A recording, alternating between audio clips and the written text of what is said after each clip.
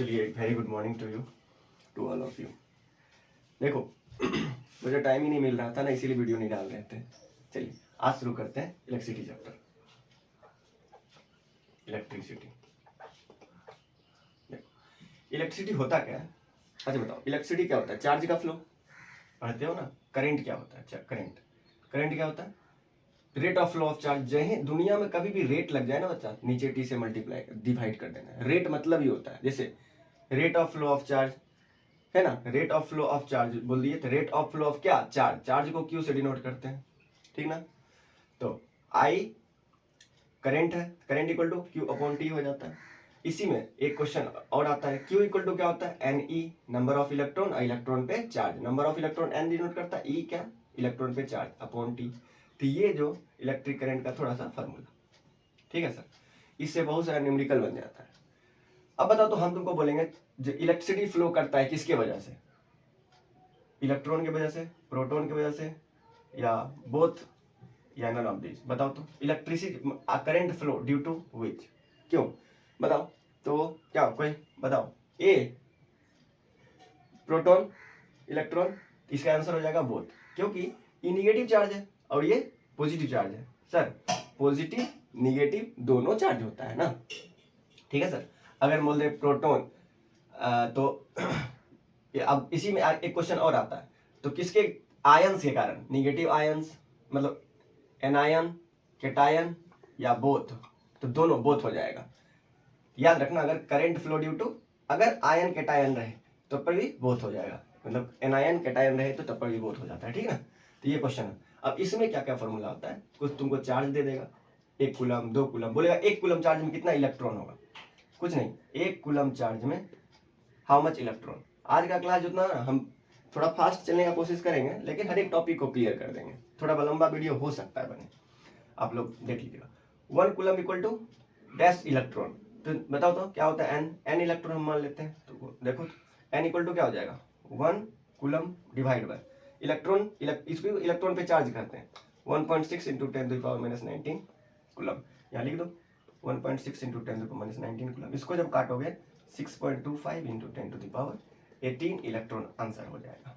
ये बहुत बार question repeat हो चुका है। अब इसमें यही सेम आंसर एक और इसमें हो सकता है। अगर बोल देगा 1 एम्पियर का करंट फ्लो हो रहा है, ठीक ना, 1 एम्पियर का करंट का ऐसे यूनिट एम्पियर होता है। 1 एम्पियर का करंट फ्लो हो रहा है, और बताओ तो एन ई 1 सेकेंड के लिए, तब इलेक्ट्रॉन का नंबर क्या हो जाएगा? फिर वही होगा। देखो 1 इंटू 1 तो 1 ही हो जाता है, इसको इधर कर लो, इक्वल टू एन ई, फिर इलेक्ट्रॉन तो फिर नंबर ऑफ इलेक्ट्रॉन क्या हो जाएगा? फिर वही 1.6 इंटू 10⁻। तो फिर भी तो वही आंसर आ रहा है। यानी क्वेश्चन में दोनों क्वेश्चन अपना ध्यान से देख लीजिए। एक क्वेश्चन हो सकता है 1 coulomb equal to how much electron, और 1 कूलम 1 एम्पियर का करंट 1 सेकंड तक फ्लो किया तब कितना इलेक्ट्रॉन। दोनों में सेम आंसर, ठीक है सर। देखिए नेक्स्ट टॉपिक हमारा इलेक्ट्रिक पोटेंशियल होता है। इलेक्ट्रिक पोटेंशियल, इलेक्ट्रिक पोटेंशियल होता क्या है? देखो जब भी यूनिट पॉजिटिव चार्ज, यानी करंट को पॉजिटिव चार्ज बोलेंगे, पॉजिटिव चार्ज, ठीक ना। तो करंट ही जाता है ना एक तार से, मान लो यहाँ से लखनऊ, यहाँ से दिल्ली, सब एक करंट ही जाता होगा, तो पॉजिटिव चार्ज को ही लेके जाता होगा, ठीक है सर। तो अब मान लीजिए इलेक्ट्रिक पोटेंशियल लिखे कैसे, अगर आ जाता है एग्जाम में, व्हाट इज इलेक्ट्रिक पोटेंशियल? तो carrying out of unit positive charge, यानी unit positive charge from infinity to that point is known as the work done. क्या बोलेंगे? The work done by carrying unit positive charge from infinity to that point is known as electric potential. इसका ऐसा unit क्या होता है sir? Volt. Same ऐसे unit voltage का भी हो जाएगा, सेम ऐसे यूनिट पोटेंशियल डिफरेंस का भी हो जाएगा, ठीक है सर। पोटेंशियल डिफरेंस का भी हो जाएगा। अब इसका क्या बोले? अब पोटेंशियल डिफरेंस का फॉर्मूला क्या? V इक्वल टू क्या? W work done to carry unit positive charge, यानी W बटे Q, यानी चार्ज को कैरी करने में कितना वर्क लगा, इसी को वोल्टेज कहते हैं। नॉर्मल सी बात है। वोल्टेज मतलब होता क्या कि वोल्टेज का काम ही है करंट को ढकेलना। जितना ज्यादा वोल्टेज कभी भी फ्लो नहीं करता है, करंट फ्लो करता है, करंट फ्लो, और वोल्टेज एग्जिस्ट। तो वोल्टेज को कभी फ्लो मत करवा देना, करंट को कभी एग्जिस्ट मत करना। करंट हमेशा फ्लो, सिंपल सी बात है, पानी का धारा होता है ना, पानी का धारा देखो बहते रहता है, सेम सेम उसी तरह करंट को भी धारा ही कहते हैं, धारा भी तो बहते रहेगा, पानी से रिलेट कर लेना, जैसे वो पानी बह रहा है उसी तरह करंट भी बहते जाएगा। अब वोल्टेज एग्जिस्ट करता है, देखो voltage equal to work done upon charge move. Voltage होता क्या है, सिंपल, इतना वाला इतना छोटा ग्लास है, मान लो इसमें वोल्टेज पानी है, इससे तुम क्या पूरे मोहल्ला को डुबा सकते हो, तो जितना ज्यादा तुमको वोल्टेज रहेगा उतना दूर तक करंट जाएगा। एक क्वेश्चन बताओ, अगर मान लो इलेक्ट्रिसिटी वाला वायर है, अगर नदी में गिर गया, क्या पूरी नदी में करंट चल जाएगा? नहीं सर, जितना दूर तक उसका पावर होगा, जितना दूर तक उसका एरिया जाएगा, उतनी दूर तक करंट रहेगा ना, उतनी दूर तक वो करंट को भेज सकता है। जैसे मान लीजिए 220 वोल्ट, 230 वोल्ट, 220 वोल्ट, ये सब अपने घर के लिए डोमेस्टिक यूज के लिए होता है, इतना दूर तक ही करंट को भेज सकता है। मान लीजिए 1100 वोल्ट एक छोटा सा मोहल्ला में जाएगा, 11,000 वोल्ट थोड़ा और दूर भेज सकता है करंट को। तो वोल्टेज का काम है करंट को कितना दूर तक भेज सकता है, ठीक है, वही भेजने में कुछ वर्क डन होगा और चार्ज को भेजेगा। तो यानी चार्ज को भेजना में जितना वर्क होता है उसी को तो वोल्टेज कहते हैं, ठीक है, यानी work done per unit charge, ठीक है सर।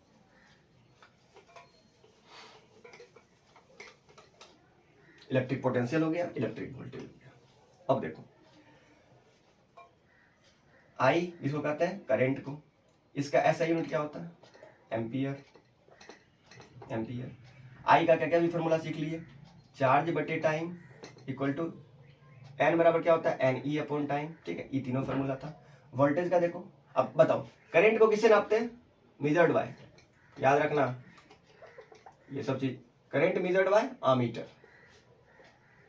आमीटर आमीटर आमीटर में भी कुछ कुछ चीज याद रखना। आमीटर का इंटरनल रेसिस्टेंस कितना होता है, रेसिस्टेंस भैया अगर थोड़ा सा भी होगा तो करंट जाएगा क्या, रेसिस्टेंस करंट को रोकता है, रेसिस्टेंस अगर थोड़ा सा भी जाएगा तो करंट को नहीं रोकेगा, इसलिए रेसिस्टेंस 0 होता है अमीटर का, और हमेशा सीरीज में लगता है, अमीटर हमेशा सीरीज में लगता है, ऑलवेज इन सीरीज। कैसे, मान लीजिए एक सर्किट है, यहाँ बॉल लगा देते हैं, यहाँ वोल्टेज सोर्स एक पे जोड़ दिया, ये प्लस होता है ये माइनस होता है। अब मान लो हमको यहाँ देखना है कि कितना करंट सप्लाई हो रहा है, कुछ नहीं, तार को जोड़ लो, यहाँ एक अमीटर लगा दो, यानी एक देखो पॉजिटिव नेगेटिव 2 तार होता है, अमीटर लगा दो, ये तुमको करंट बता देगा कितना जा रहा है, ठीक है। लेकिन वोल्ट मीटर में ऐसा नहीं करने का, करंट हम लोग को क्या होता है ना, 2 तार निकला हुआ है ना, बस 2 तार 2 छेद में डालना होता है।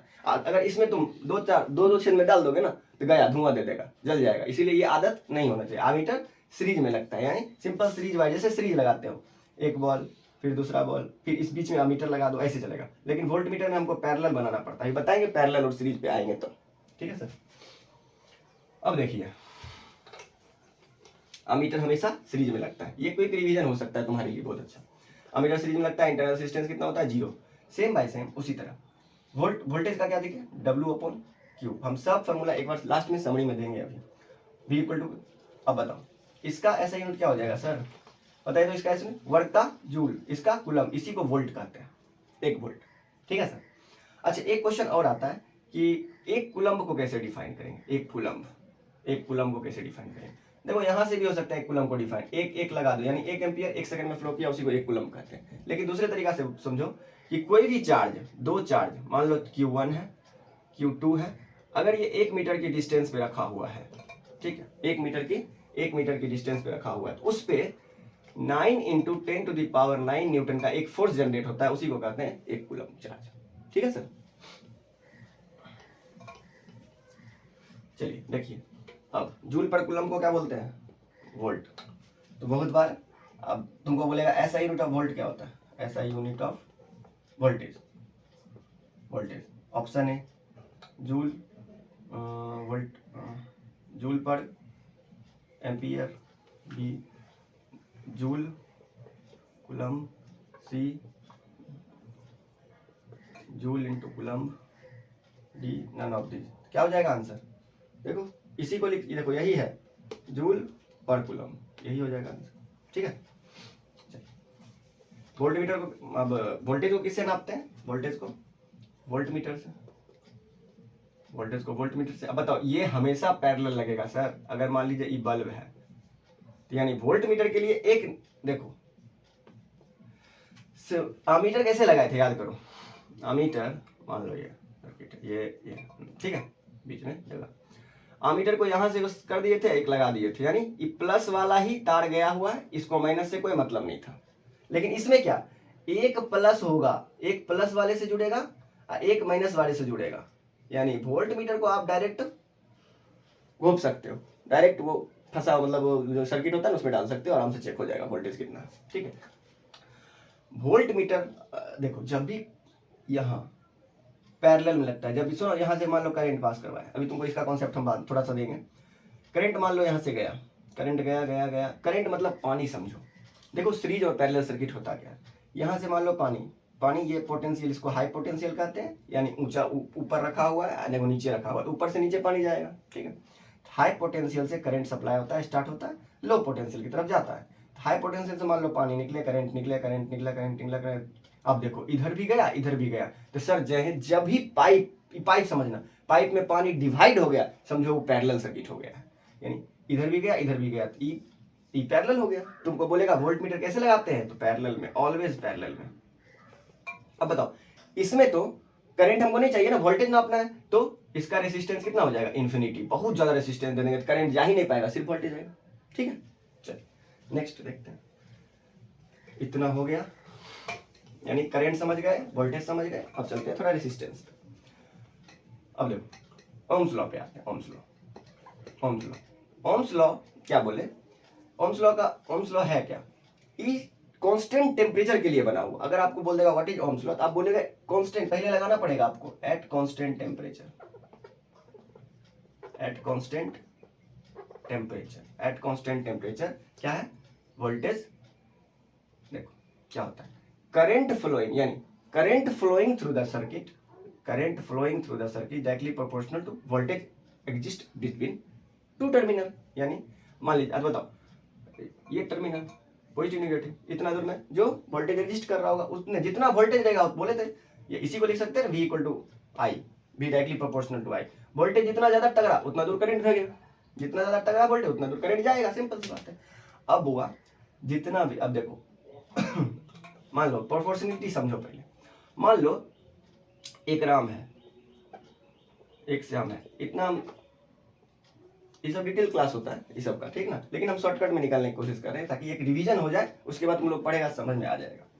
एक राम है श्याम है, हम तो बोले राम और श्याम का रेशियो कुछ दिया हुआ है, 8 रोटी खाता है तो 8 रोटी भी खाता है, ठीक ना, यानी चलो 8 रोटी खाता है तो 4 रोटी खाता है मान लो, यानी 8:4 का रेशियो दिया हुआ है।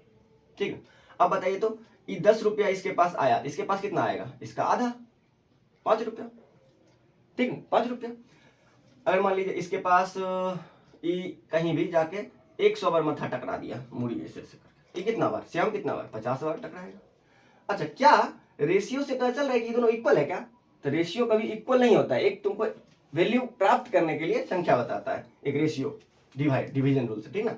अब बताइए, देखिए तो अगर हम बोलेंगे राम बराबर बराबर श्याम कर दो, राम बराबर श्याम कर दो, क्या करोगे तुम, देखो तो अगर हम इसमें एक कांस्टेंट 2 से मल्टीप्लाई कर दे, अगर एक कांस्टेंट 2 से मल्टीप्लाई, इसमें 2 से मल्टीप्लाई, यानी ये दो जिससे मल्टीप्लाई कर रहे हो क्या है, कांस्टेंट है, अगर इसमें 2 से मल्टीप्लाई कर दे तो बराबर हो जाता है।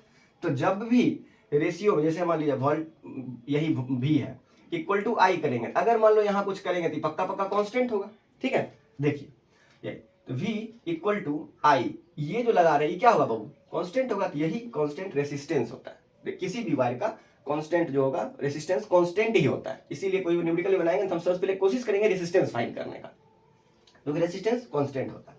अब बताइए, तो V इक्वल टू क्या हो जाएगा फार्मूला, I इंटू आर, यानी voltage equal to current into resistance, ठीक है। यहीं से 3-4 फार्मूला और निकले, I इक्वल टू V बटे R, R equal to V बटे आई, मतलब सब सेम फार्मूला है, ठीक है सर, ठीक ना। चलिए यही ओम्स लॉ होता है, ओम्स लॉ। अब इसमें आपको क्वेश्चन पूछ सकता है, हो सकता है वोल्टेज को दुगुना कर दे तो करंट कितना, देखो दुगुना हो गया, वोल्टेज को दुगुना कर दे, वोल्टेज को आधा कर दे तो करंट आधा हो जाता है, इस टाइप का क्वेश्चन आता है। ओम्स लॉ पढ़ने के बाद थोड़ा सा रेसिस्टेंस के बारे में पढ़ जानते हैं। अच्छा, रेसिस्टेंस होता क्या, मान लो ये क्वेश्चन देख लो, अकॉर्डिंग टू ओम्स लॉ, बताओ।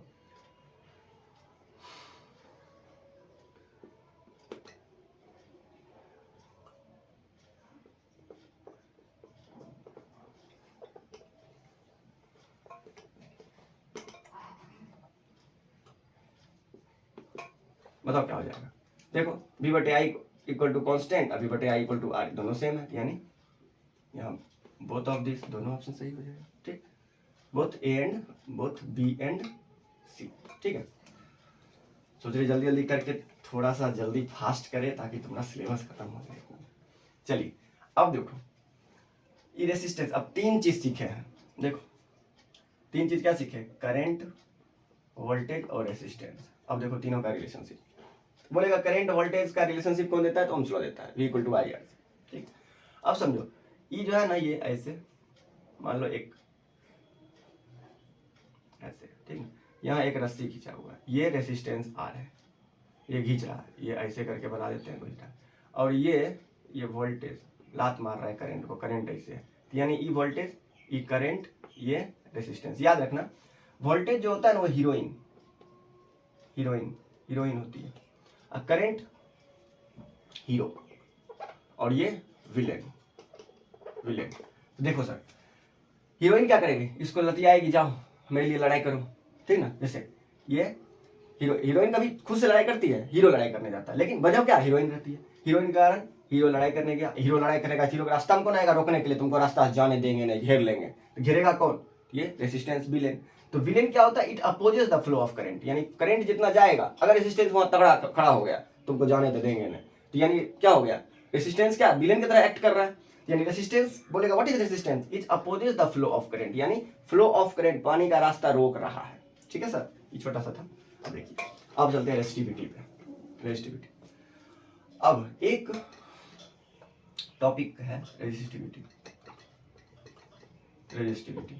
इसको रो से डिनोट करते हैं, ROH, रो। देखो सर रेसिस्टिविटी होता क्या है, किसी भी वायर का खुद का रेसिस्टेंस को रेसिस्टिविटी कहते हैं। मतलब तुम सबके अंदर अपना अपना नेचर होता है। मान लो कोई तुमको मुक्का मार रहा, तुम तब तक एक होता है ना लिमिट तक तुम चुप रहोगे, एक बार हो सकता है उसको भी कुछ याद हो गया ना, वो तुम्हारा खुद का नेचर था जो कि निकला। तो हर एक वायर का खुद का रेसिस्टेंस होता है, खुद का रेसिस्टेंस होता है जो किसी पे निर्भर नहीं करता, वायर के नेचर और वायर का टेम्परेचर पे निर्भर करता है, दो ही चीज पे। ये किस पे निर्भर करेगा, नेचर ऑफ द मटेरियल। हो सकता है कॉपर का रेसिस्टिविटी कुछ अलग होगा, आयरन का कुछ अलग होगा नेचर पे, और दूसरा टेम्परेचर, क्योंकि टेम्परेचर बढ़ने से लेंथ किसी चीज का बढ़ जाता है, तो लेंथ बढ़ने से अभी बताएंगे रेसिस्टेंस बढ़ जाता है। देखिए अब ये जो R जो होता है, R है रेसिस्टेंस, R इक्वल टू होता है, R directly proportional to length होता है। देखो फैक्टर अफेक्टिंग, अभी रेसिस्टिविटी थोड़ा सा हो गया, अब थोड़ा सा फिर हम आएंगे अभी। अब देखो एक बहुत प्यारा सा क्वेश्चन है, फैक्ट, ऐसा कौन कौन सा फैक्टर है जो रेसिस्टेंस को अफेक्ट करता है, फैक्टर अफेक्टिंग रेसिस्टेंस। देखो पहला फैक्टर रेसिस्टेंस जो है डायरेक्टली प्रोपोर्शनल टू लेंथ होता है, लेंथ ऑफ द वायर, यानी जितना लंबा तार बनाओगे उतना ज्यादा रेसिस्टेंस होगा, यानी जितना ज्यादा लंबा रास्ता होगा उसमें उतना ज्यादा पत्थर होगा, उतना तुमको जाने में, तुम अगर करंट हो तो तुमको जाने में उतने दिक्कत होगा। यानी जितना ज्यादा लंबा रास्ता, लेंथ, जितना लंबा तार, बताओ इतना ई तार है और एक ई तार है, ठीक है। देखिए अगर सेम जैसे मान लीजिए कॉपर वायर है, बताइए ज्यादा रेसिस्टेंस किस में होगा, ज्यादा रेसिस्टेंस इसमें, ठीक है, लंबाई बढ़ाने से। इसी को आधा काट दो तो रेसिस्टेंस घट जाएगा, डायरेक्टली प्रोपोर्शनल होता है। इससे खूब सारा क्वेश्चन भी अभी आएगा। दूसरा क्या, resistance inversely proportional area of cross section. Sir area of cross section क्या होता है, यही गोल का, ये तार है, तार का गोल का, देखो सर्कल का, यानी इसको पाई स्क्वायर भी लिखते हैं, पाई डी स्क्वायर भी लिखते हैं, तो यानी एरिया ऑफ क्रॉस सेक्शन। इसी को रेसिस्टेंस, इसी से कुछ क्वेश्चन निकल जाएगा, पाई R स्क्वायर, यानी R inversely proportional to R square या D स्क्वायर, यानी तुमको बोलेगा रेडियस दुगुना कर दिया, आधा कर दिया, अभी सब फॉर्मूला चलेंगे हम लोग। यानी एरिया ऑफ क्रॉस सेक्शन। फिर तीसरा क्या होता है, रेसिस्टेंस जो होता है डायरेक्टली प्रोपोर्शनल या inversely, resistance depend on nature of the wire, यानी जिसका जैसा हो सकता है। कॉपर का रेसिस्टेंस आप देखिए ना, एक कॉन्स्टेंटन होता है, कॉन्स्टेंटन, मैग्नानिन, नाइक्रोम। देखो कॉन्स्टेंटन 30 गुना, अब देखो 30 टाइम्स होता है कॉपर का, कॉपर जितना रेसिस्टेंस होगा उससे 30 गुना ज्यादा होगा। मैग्नानिन 25 गुना होता है, और ये 60 गुना होता है, 60 टाइम्स कॉपर से, ठीक ना, इतना ज्यादा रेसिस्टेंस होता है। नेचर बदला, देखो रेसिस्टेंस बढ़ गया। चौथा temperature, resistance directly proportional temperature होता है। अगर टेम्परेचर बढ़ाओगे तो बोले लेंथ बढ़ेगा, लेंथ बढ़ाओगे तो लेंथ बढ़ जाएगा तो रेसिस्टेंस बढ़ जाएगा, क्योंकि लेंथ के डायरेक्टली प्रोपोर्शनल होता है रेसिस्टेंस। ये चार चीज आपको रटना पड़ेगा। R directly proportional length, R inversely proportional area, R nature पे डिपेंड करता है, आर टेम्परेचर पे डायरेक्टली प्रोपोर्शनल होता है। ठीक है सर। अब देखो इसी से अभी क्वेश्चन हम लोग क्या सीखे, R directly proportional to length, दूसरा पहले question R inversely proportional to area. अब देखिए इसी को दोनों को मिला दीजिए, आर एल अपॉन ए। अब बताओ तो आर इक्वल टू एल बटा ए, इसमें जो भी मल्टीप्लाई होगा क्या होगा, कांस्टेंट होगा। अभी जस्ट सीखे थे हम लोग राम श्याम वाले में, ये एक फार्मूला होता है, ये एक फार्मूला होता है। अब इसमें ही आपको अगर बोल देगा लेंथ को दुगुना बढ़ा दिए तो रेसिस्टेंस क्या दुगुना बढ़ जाएगा, रेसिस्टेंस भी दुगुना।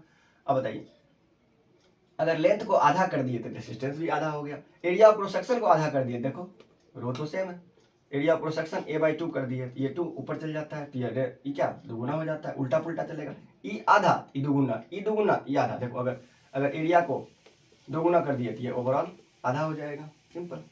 ठीक, अभी इस टाइप क्वेश्चन हम लोग करेंगे। अब एक क्वेश्चन और इसमें आता है, किसी तार को खींच के, पहले देखो एक क्वेश्चन हमको मेरे सामने बनाओ। पहले फॉर्मूला क्या है, R equal to L rho L upon A. Formula है R equal to rho L upon A. Question है तुमको, अगर if length is increased by 2 times and area is decreased by 2 times, यानी area becomes half, area increased by नहीं, area direct लिखो, length becomes 2 times and area 2 times and area, writing पे ध्यान मत देना, कॉन्सेप्ट समझो, area becomes half. Then what will be the effect on, then new resistance will be क्या हो जाएगा सर, बताइए। देखिए कैसे बनाते हैं, पहले हमको सबसे पहले ये फार्मूला लिख देना है, रो एल अपॉन ए, इक्वेशन फर्स्ट मान लेना, बनाने का तरीका सिखाया। अब देखो आर न्यू में क्या क्या हुआ है, तो रो तो फिक्स रहता है, सेम रहता है, लेंथ क्या किया है दोगुना यानी 2l हो गया। एरिया क्या किया है सर, एरिया पहले a था, अब a/2 कर दिया है। अब देखिए तो आर न्यू इक्वल टू क्या, रो ये ऊपर चल जाएगा तो यानी 4l बाय a, तो 4 इधर, इसको इधर लिख दे 4। अब बताओ तो रो इक्वल टू 4। अब बताओ इतना दूर को क्या लिखे थे, देखो तो आर, यानी आर न्यू जो है पुरनका आर से 4 गुना हो गया, यही आंसर है, 4 टाइम्स हो जाएगा। ठीक है, देखो अभी ऐसा क्वेश्चन एग्जाम और है। अब देखो अब एक टाइप का क्वेश्चन और आता है, resistance inversely proportional to R square या inversely proportional to D square, diameter square या रेडियस स्क्वायर, क्योंकि पायर स्क्वायर से ही निकला है फार्मूला, क्योंकि resistance inversely proportional to area होता है। अब समझना सर, तुमको बोल देगा एक क्वेश्चन में, जैसे मान लीजिए ए वायर ऑफ आर दिया हुआ है 6 ओम। अब क्या किया इसको, it is double up by folding, folding कर दिया उसको, यानी ये तार है इसको तोड़ के ऐसे कर दिया, फोल्डिंग। देन न्यू रेसिस्टेंस क्या होगा, new resistance equal to what, क्या है, एक तार है मान लेते हैं, देखो इसमें ना ये समझना बढ़िया से, ये क्वेश्चन सॉल्यूशन दे रहे हैं, इसमें 2 केस कर देना, पहले वाला केस दूसरा वाला केस। ये देखो पहला क्या है, हम क्या सीखा है, R equal to rho L upon A पहले लिख के छोड़ दो। अब देखो तो यहाँ से जो इसमें आर कितना दिया हुआ है 6 ओम ना, 6 इक्वल टू एल अपॉन ए, रो क्या होता है रेसिस्टेंस का ऐसा यूनिट, सब ध्यान रखो। रेजिस्टिविटी का क्या हो जाएगा ऐसा यूनिट, ओम मीटर, क्योंकि देखो रेजिस्टिव अभी बताते हैं। यहाँ से क्या हो जाएगा 6 into A by L equal to rho, यहाँ लिख सकते हैं rho equal to 6 into A by L, इसको इक्वेशन फर्स्ट मान लो, क्योंकि हमको पता है कि रो कांस्टेंट होगा। रो का क्या होता है, पाई मीटर ऐसा यूनिट होता है, देखना, करके भी देखना। एरिया का देखो, एरिया का मीटर, देखो ये इसका इतना ओम, ओम एरिया का मीटर स्क्वायर, अब मीटर मीटर मीटर कट जाएगा तो ओम मीटर, इसका ऐसे यूनिट हो जाएगा, रो का ऐसे यूनिट। ठीक है, इसको इक्वेशन फर्स्ट मान के छोड़ दो।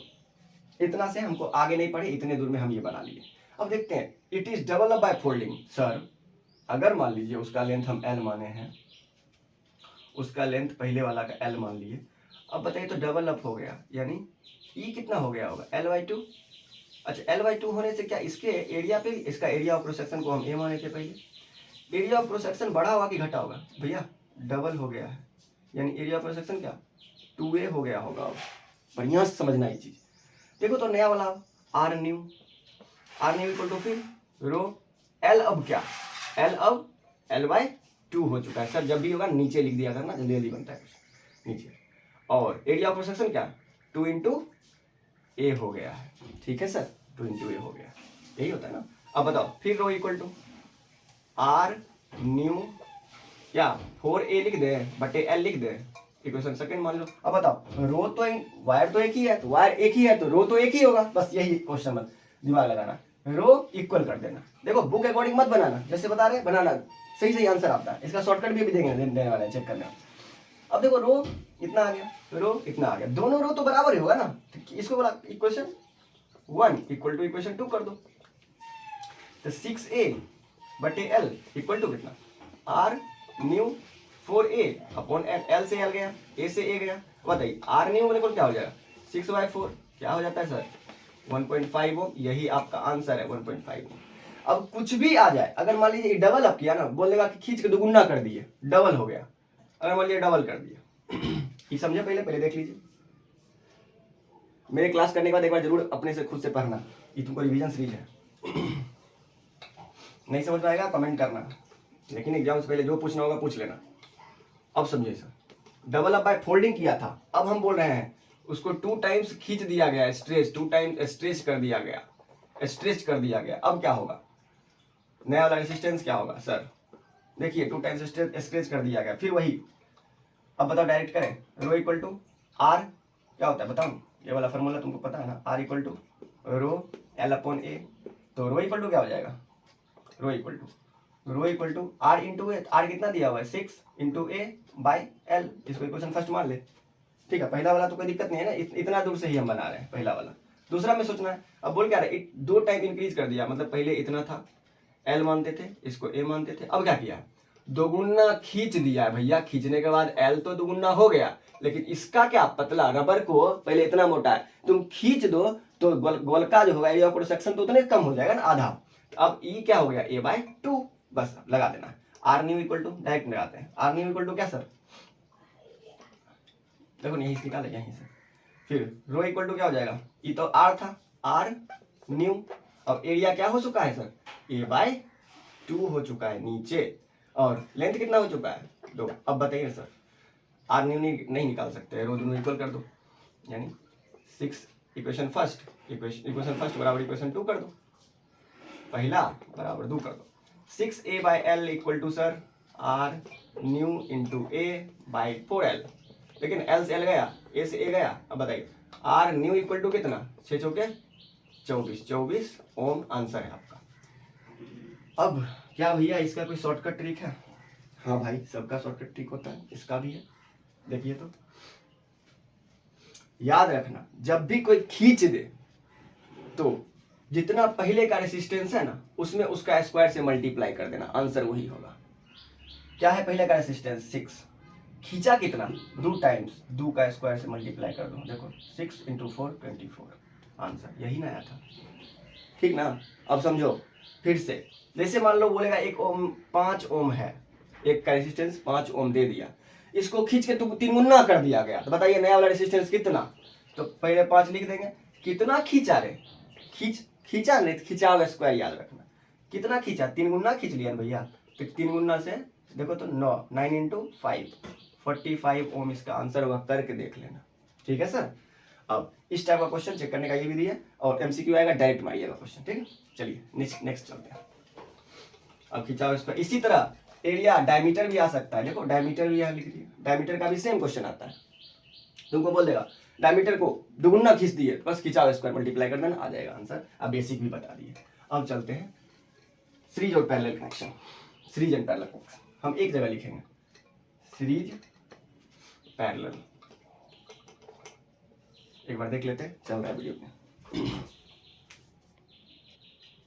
चलिए सीरीज एंड पैरेलल कनेक्शन। देख बच्चा, सीरीज में याद रखना, देखो सीरीज हम बना रहे हैं ऐसे, एक रेसिस्टेंस, दो रेसिस्टेंस लगा दिए, R1 इसका नाम रख देते हैं, R2 रख देते हैं, कभी कभी प्रूफ करने था, ये वोल्टेज सोर्स लगा दिए, वोल्टेज लगा दिया, ये प्लस है ये माइनस है, ठीक है सर।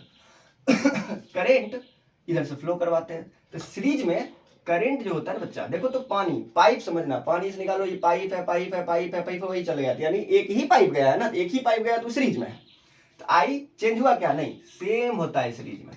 अब वोल्टेज बाबू सीरीज में अगर ये वोल्टेज है V, ये V1 हो जाता है, ये V2 हो जाता है। एकदम दिमाग में फिट कर लेना कि वोल्टेज डिवीजन होता है, यानी वोल्टेज डिवाइड हुआ किसमें किसमें, तो V1 और V2 में। इसको अलग वोल्टेज मिलेगा, इसको अलग वोल्टेज मिलेगा। इसीलिए सीरीज वाला जो बल्ब होता है ऊपर खूब चमकता है, नीचे आते आते वोल्टेज कम हो जाता है, वोल्टेज डिवीजन हो जाता है सिंपल। और करंट नीचे से आते आते कम हो जाता है, इसलिए थोड़ा थोड़ा कम कम चमकता है, और ऊपर में पूरे पावर में रहता है। चलिए देखते हैं सर। तो जो डिवाइड होगा, इसको प्रूफ करने के लिए वहीं से लेके चलना है, जो सिखा रहे ध्यान से सीखना। जो डिवाइड होगा V इक्वल टू क्या होगा, V जो पूरे है V1 अब V2 में डिवाइड हो गया, V1 प्लस V2 में डिवाइड हो गया। अब बताइए सर, ओम्स लॉ से, ओम्स लॉ से क्या होता है, V क्या होता है, IR होता है सर।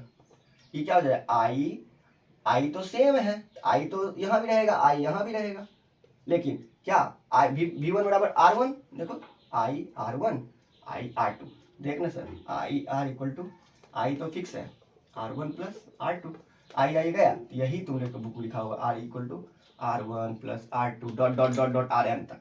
अगर मान लो यही पैरेलल में, देखो पैरेलल में क्या हो जाएगा, हम तुमको बता चुके हैं। पैरेलल में वोल्टेज से मान लो निकाले, यहाँ से निकाल दे, करंट गया, ये वोल्टेज है, करंट गया, करंट गया, करंट गया, पैरेलल जो है हो गया, करंट डिवाइड हो गया, यानी ये R हो गया, ये भी R, ये R1, ये R2, करंट दो तरफ चल गया, यानी पैरेलल सर्किट है ये, ठीक है। दो तरफ जो है करंट गया तो पैरेलल समझना, ठीक है।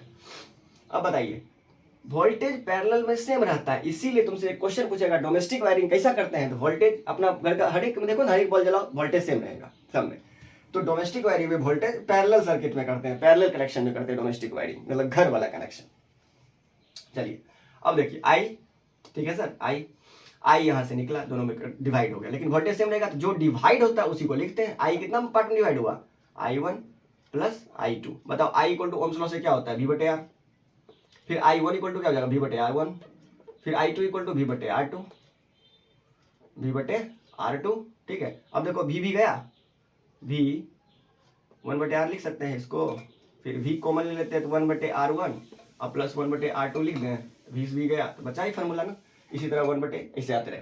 अब समझो चेक करने का तरीका, सीरीज में अगर बोलेगा कंबाइंड रेसिस्टेंस, इक्विवेलेंट रेसिस्टेंस, तो जो भी रेसिस्टेंस का वैल्यू निकलेगा सबको जोड़ के देखो करंट निकाल, सबको जोड़ के जो भी निकलेगा वो हर एक रेसिस्टेंस से ज्यादा होगा, मतलब इच रेसिस्टेंस से ज्यादा होगा। जैसे हम कहने का मतलब क्या है, क्लियर हो गया ना।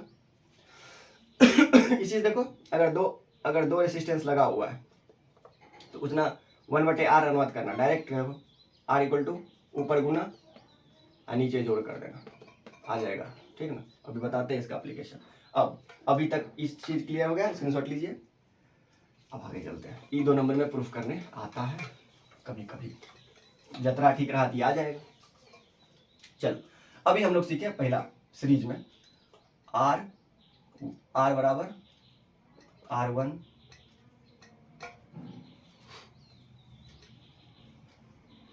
R बराबर क्या, R1 plus R2 dot dot dot ऐसे चलते रहेगा। दूसरा इसी में आता है R equal to N into R series का फॉर्मूला R। इसका क्या मतलब, अगर मान लो क्वेश्चन तुमको एग्जांपल दे रहे हैं, अगर मान लो यहाँ 2 ओम 2 ओम 2 ओम 2 ओम 2 ओम 2 ओम लगा, बोल देगा तुमको बताइए टोटल रेसिस्टेंस कितना होगा। तो क्या करना है, पहला फॉर्मूला देखो, R1 plus R2 plus R2 plus 2 plus 2 equal to 6। अब देखो दूसरा फॉर्मूला लगाते हैं, अगर सेम रहेगा तब, व्हेन सेम रेसिस्टेंस सीरीज में रहेगा तो आरसीएच क्या होता है, कितना नंबर है, 1 2 3, रेसिस्टेंस का वैल्यू कितना है 2, 6 ओम, इसे भी आ गया, ये भी 6 ओम, भी 6 ओम।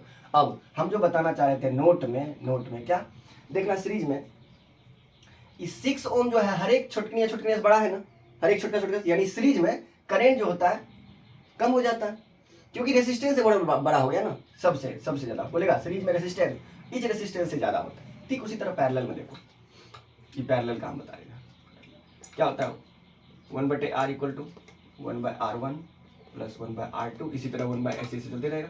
दूसरा फॉर्मूला क्या निकाल सकते हैं, r इक्वल टू जब 2 रहेगा तो ऊपर गुना नीचे जोड़, ये लगा सकते हैं।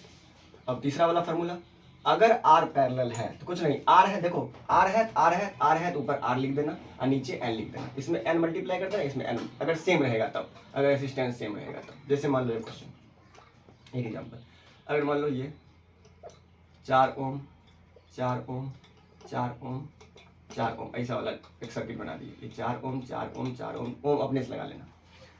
अब बोलेंगे कि बताइए इसका इक्विवेलेंट रेसिस्टेंस कितना होगा, यानी कंबाइंड रेसिस्टेंस कितना होगा। तो क्या करेंगे, इतना करेंगे 1/4 प्लस 1/4 ऐसे करेंगे, तो इसे नहीं करना, देखना सेम है ना, तो बस बताओ सेम का फॉर्मूला क्या, ऊपर कितना 4 ना, नंबर कितना 4 बार हो गया, 1 ओम इसका आंसर हो जाएगा। हो गया सर, अगर इसी में 2 रहता तो, अगर मान लीजिए 2, अभी बताते। अब देखो तो हम क्या सिखाना चाह रहे हैं, इसमें क्या था, रिजल्टेंट रेसिस्टेंस जो था 6 ओम वो हर एक छोटकनिया से ज्यादा था। इसमें देखो तो रिजल्टेंट रेसिस्टेंस जो आता है 1 ओम आया, जो कि हर एक छोटकनिया से कम होगा, हर एक रेसिस्टेंस से कम होगा। तो पैरेलल में बताओ, पैरेलल में कंबाइंड रेसिस्टेंस इस रेसिस्टेंस से ज्यादा कि कम, तो कम, और वही सीरीज में ज्यादा। ठीक है सर, क्लियर।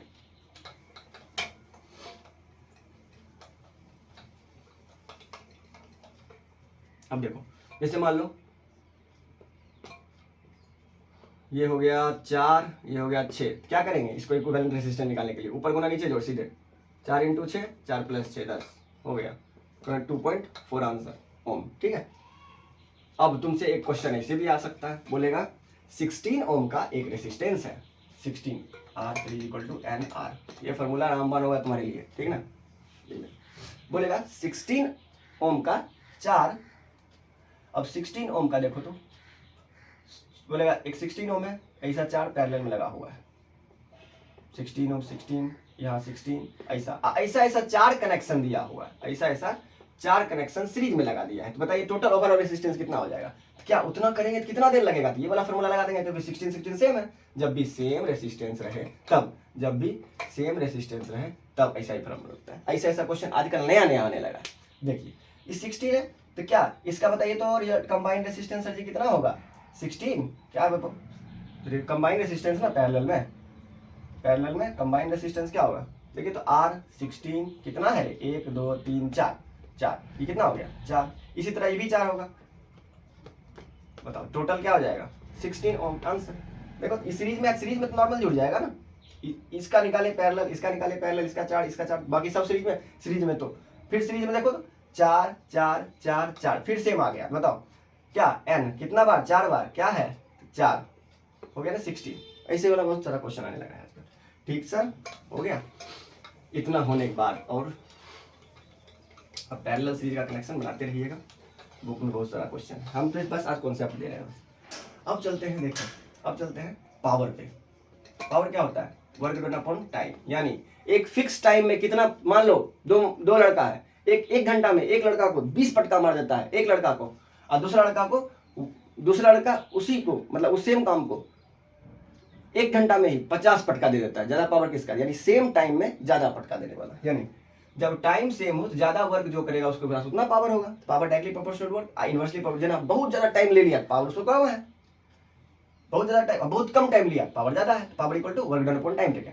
इसी को देखिए तो इसका ऐसे नोट, वर्क का जूल, इसका सेकेंड, जूल पर सेकेंड को ही सर वाट करते हैं। तुमको अगर 1 वाट डिफाइन करने आएगा तो 1 joule of work done in 1 सेकेंड इज नोन एज 1 वाट। ठीक सर, वाट SI यूनिट है, SI यूनिट ऑफ वर्क।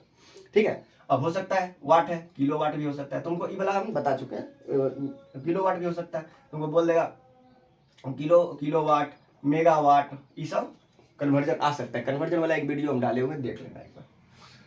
अब समझो सर वाट, अब पावर का देखो कितना फार्मूला इससे हम निकालते हैं। देखो पावर इक्वल टू पहला formula work done upon time taken, इससे भी क्वेश्चन आता है, वर्क दे देगा, टाइम दे देगा, पावर निकालना है, ठीक, उसका एस यूनिट वाट होता है। अब बताओ पावर डब्ल्यू वी बराबर क्या होता है, डब्ल्यू बटे क्यू, तो क्यू डब्ल्यू बराबर क्या हो जाएगा, वी क्यू, तो बताओ डब्ल्यू बराबर वी क्यू लिख दें, वी क्यू बटे टी, एक फार्मूला ये भी हो गया, इससे भी आ सकता है। ये फार्मूला डेराइव करने तुमको आना चाहिए, वहां डेराइव करके आराम से बना सकता है। अगर देखना ना कौन कौन, अगर वोल्टेज आ रहा है, चार्ज जा रहा है, ये फार्मूला लग जाएगा, ये दोनों का लग जाएगा, ठीक है सर। अब देखो वी बराबर क्या होता है बताओ, अच्छा यहाँ बताइए, क्यू बटे टी को ही कहते हैं ना करेंट, स्टार्टिंग में ही देखे थे, चार्ज बटे टाइम करेंट, देखो तो यह लिख सकते हैं V I, power equal to V I, समझ रहे हो, वी आई एक और फार्मूला हो गया। अब बताओ, अब वी इक्वल टू क्या कर सकते हैं, आई आर, वी की जगह पे आई आर रख दो, आई आर इंटू आई क्या हो जाएगा ओवरऑल, इसको आई स्क्वायर आर हो जाएगा। अब आई की जगह पे क्या लिख सकते हो, वी बटे आर, ओम्स लॉ से वी बटे आर, यहाँ रखो तो वी बटे आर का स्क्वायर इंटू आर, बताओ वी स्क्वायर आर स्क्वायर, तो आर से आर कट गया, तो ओवरऑल एक और फॉर्मूला निकला, यानी ओवरऑल फॉर्मूला क्या क्या निकला, डब्ल्यू बटे टी, वी क्यू बटे T, V I I square R या वी स्क्वायर बटे आर। अब इतना सारा फॉर्मूला तो एक पावर का है सर, जो कि डेरिवेशन आपको आना चाहिए, हम साइड करके दिखा दिए कैसे कैसे होता है, आपको आना चाहिए ये चीज, पावर इक्वल टू इतना। अब इससे बहुत सारा क्वेश्चन बन जाता है पावर पावर। अब इस एक समझना, यहीं से एक दो फॉर्मूला से हम इलेक्ट्रिकल एनर्जी बता देते हैं। मतलब इलेक्ट्रिकल एनर्जी या वर्क दोनों सेम ही होता है, डब्ल्यू बराबर क्या हो जाएगा, power into time, power into time, तो यही इलेक्ट्रिकल एनर्जी आगे जाकर होता है। बस इसको किलो वाट आवर में कन्वर्ट करना तुमको आना चाहिए। तो पावर वर्क का क्या होता है जूल, और पावर का वाट इंटू सेकेंड, तुमको बोलेगा वाट इंटू सेकेंड क्या होता है, जूल, जूल के बराबर, जूल क्या है वर्क, ठीक है। अब देखिए इस सबको मिटा देते हैं,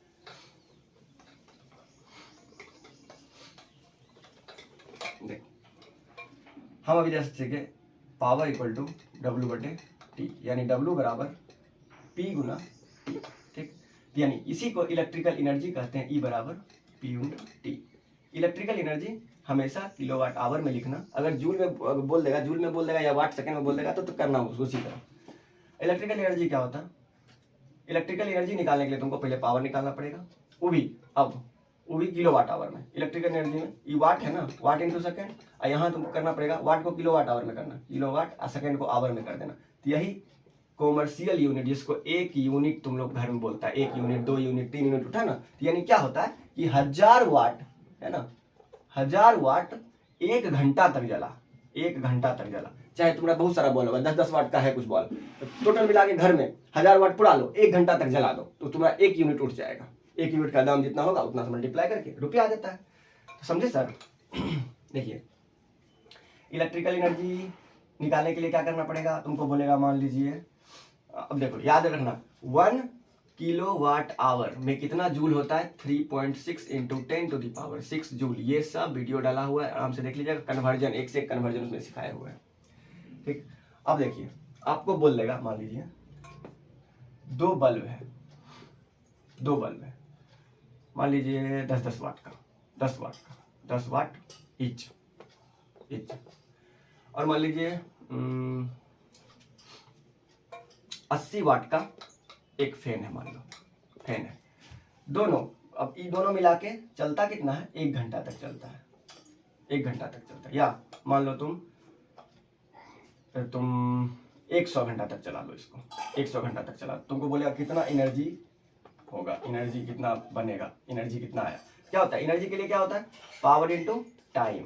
तो सबसे पहले पावर निकाल लो, पावर देखो तो पावर कितना, 10 वाट का 2 बल्ब है यानी 20 वाट, और 80 वाट का ये है 80 वाट, टोटल कितना हो गया 100 वाट, 100 वाट हो गया। 100 वाट क्या वाट है। अब एनर्जी का एसएम क्या होता है भाई बोलो, किलोवाट आवर, बताइए सर।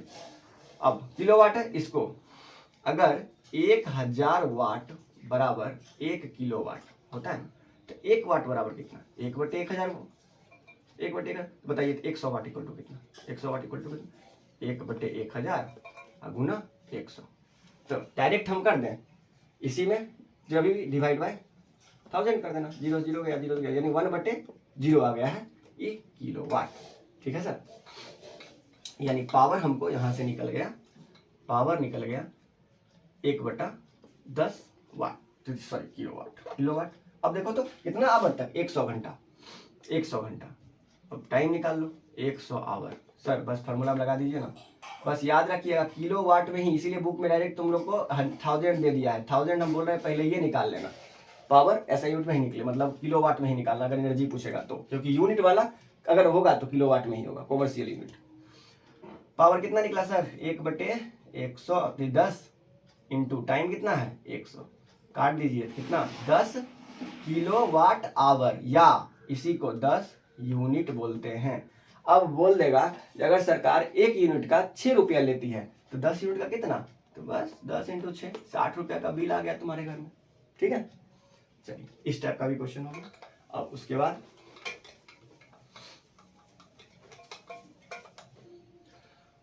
हीट आता है। हीट हीट हीट क्या होता है तुमको पता है कि डब्लू हीट में कन्वर्ट होता है, V बटे क्यू। अब बताओ तुम डब्लू बराबर क्या, V equal to I R, ठीक ना, आई आर। और ये क्यू को क्या लिखते हैं, क्यू को, अरे आई बराबर आई बराबर क्यू अपॉन टाइम, बताइए ना, क्यू टी नहीं लिख सकते हैं, आई बराबर इसको आई स्क्वायर आर, इसको एक मिनट, यहां से एनर्जी V बटे क्यू।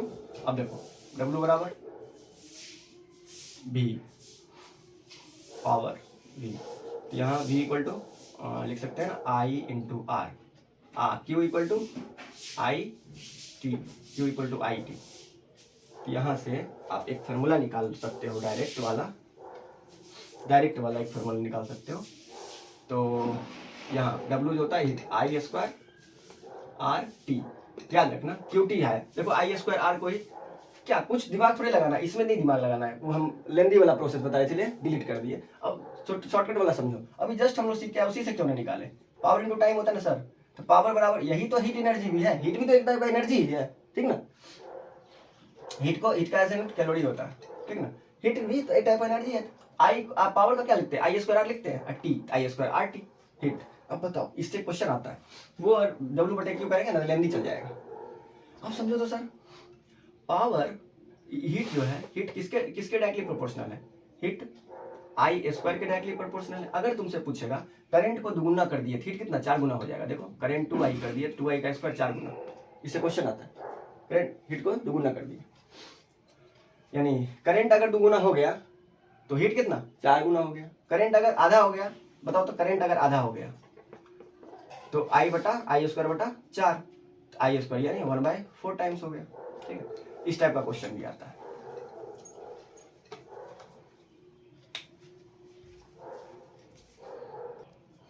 अब चलो फाइनली देखो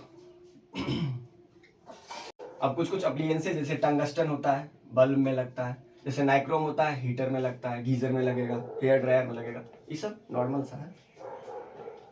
चलिए अब टोटल आज हम लोग क्या सीखे, एक बार फिर से कंबाइन करके समरी देखते हैं। पहला सीखे current equal to charge upon time equal to NE upon time. ठीक है सर। दूसरा सीखे V equal to W upon Q। ठीक है, अब देखो तीसरा यहीं से आ गया था रेसिस्टेंस में, Ohm's law, V equal to IR सीखे, यहीं से I इक्वल टू V बटे R, ये सब होता है। फिर एक सीखे R equal to rho L upon A, इससे कुछ न्यूमेरिकल्स वगैरह भी किए थे। फिर सीरीज में होता है R equal to R1 plus R2 dot dot dot, अगर सीरीज सेम अगर आ गया तो N इंटू R लगा दीजिएगा, डायरेक्ट आ जाता है। फिर पहला फार्मूला, दूसरा, तीसरा, ऐसे करके देख लीजिएगा। फिर देखिए पैरेलल में R पैरेलल क्या, R पैरेलल का फार्मूला क्या होता है 1/R equal to 1/R1 plus 1/R2 dot dot dot. फिर अगर 2 रहेगा तो R इक्वल टू ऊपर गुना नीचे जोड़ कर देंगे वो आ जाता है R1 प्लस R2। हम जो बोले उस पर ध्यान देना। अगर मान लो बहुत सारा रेसिस्टेंस, बहुत सारा बोलेगा 1000 ओम का रेसिस्टेंस एक बार लगा दिया तो मतलब सेम रेसिस्टेंस R पैरेलल में आ जाएगा, R ऊपर रखिएगा, नीचे N रख दीजिएगा, ये आ जाता है। फिर देखिए पावर का कुछ फार्मूला W/T VQ/T, ठीक है ना। फिर VI फिर V स्क्वायर अपॉन R, फिर I स्क्वायर R, फिर इसी से I इलेक्ट्रिसिटी पर P इंटू T, जो कि डिवाइड बाई 1000 कर देंगे तो किलोवाट में आ जाता है, ये आवर में ही दिया हुआ रहता है, इसे सीखे। फिर H इक्वल टू क्या सीखे, I²RT, ठीक है। इतना फार्मूला टोटल अभी हम लोग सीखे, इस पर कुछ डेरिवेशन भी किए थे। तो ये टोटल हो गया आपको करंट का यानी इलेक्ट्रिसिटी का पूरे चैप्टर रिवाइंड। और एक बार आप खुद से ही प्रैक्टिस कर लीजिएगा, इसे जितना क्वेश्चन बताया उसी का भी प्रैक्टिस कर लीजिएगा, इससे भी बहुत कुछ इलेक्ट्रिसिटी से आपका अब नहीं छूटेगा। अब हो सकता है एक आध, हाँ एक दो बचा हुआ है जो कि थोड़ा सा हम अभी बता ही देते हैं, उसको भी नहीं छोड़ते हैं। मान लीजिए ये आपको सीरीज और पैरेलल कनेक्शन का कहानी बता रहा है, ऐसे है, ठीक। तो बोलेगा ए और बी के बीच इक्विवेलेंट रेजिस्टेंस कितना होगा, तो कुछ नहीं करने का, पीछे सॉल्व करने का। मान लो 2 2 2 2 आ गया, सब जगह ओम है, तो पीछे सॉल्व करना। देखो तो ये दोनों क्या है, सीरीज में है ना, सीरीज में है, यहाँ देखो पानी चला ऐसे ऐसे, यानी ई और ई तो पैरेलल में है, यानी लेकिन यही वाला पानी इसमें गया, तो इसका सब फिर हर एक स्टेप में छोटा होते जाएगा सर्किट। अब देखो ये वाला ठीक है, ये ठीक है। अब बताओ ई कितना, ई पैरेलल में होके ई कितना, 2 और 2 4 हो गया, और देखो 2। अब बताओ फिर ये नेक्स्ट वाला फोर्थ पर कैसे, ये दोनों पैरेलल में है, ऊपर गुना नीचे जोड़, देखो 4 दूना 8 और 4 2 6, यानी 4 2 6 यानी 8। ये दोनों पैरेलल में हो गए ना सर, पैरेलल वाला कनेक्शन 1/r, देखो सब फॉर्मूला लिखा हुआ है, और 2 है तो ऊपर गुना नीचे जोड़ कर दिए, आ जाएगा 8/6 यानी 4/3, 4/3 आ गया इधर, 4/3। अब बताइए 4/3 अब बना कैसे, ये 2 ओम, अब ये क्या 4/3। अब बताओ 4/3 और ये 2, ये दोनों पैरेलल सीरीज में है, तो दोनों जोड़ दो, 2 + 4/3 क्या आ गया 3, ये 1 1 3 जा 2, 6 + 4 यानी 10/3 आंसर आ गया होगा। ये स्टेप का भी क्वेश्चन आ सकता है सीरीज पैरेलल का। समझे कैसे हुआ, हम हमेशा कोशिश करेंगे, जहाँ देखना हमको बहुत जगह पता नहीं चलेगा सीरीज है कि पैरेलल है, तो बस पानी चला देना, कोई भी तार से पानी चलाना, चल रहा है, अरे यार यहाँ चल गया ये पानी, इधर चल गया, यानी ई दोनों जो होगा, ई वाला सिस्टम जो होगा, ये दोनों लाइन होगा, ये पक्का पैरेलल होगा। फिर चलाना, यही वाला पानी इधर आ रहा है, यानी ये दोनों सीरीज में होगा, सीरीज में जोड़ दिए, इसके पैरेलल ही लगा दिए, पैरेलल सॉल्व कर लिए, पैरेलल का फॉर्मूला होता है, सॉल्व कर लिए, और फिर देखो तो फिर पानी चलाए तो फिर सेम आ गया, इसको सीरीज टाइप जोड़ दिया, ठीक है। तो फाइनली ये करेंट टोटल था। मेरे पास टाइम नहीं है, तुम लोग के लिए टाइम निकाल के हम अभी इतना बनाए हैं, ठीक है। तो आप लोग पढ़ाई करते रहिए, और अभी और वीडियो आएगा मैग्नेटिक इफेक्ट पे, फिर सोच रहे केमिस्ट्री पे भी बना ले, ठीक है ना। पहले इसका प्रैक्टिस कर लीजिए, जो भी प्रॉब्लम होगा कमेंट बॉक्स में आप कर दीजिएगा, और एग्जाम से पहले कर देना ताकि हम तुमको सॉल्यूशन प्रोवाइड करवा सके, ठीक है। बाकी आज के लिए इतना ही, थैंक यू।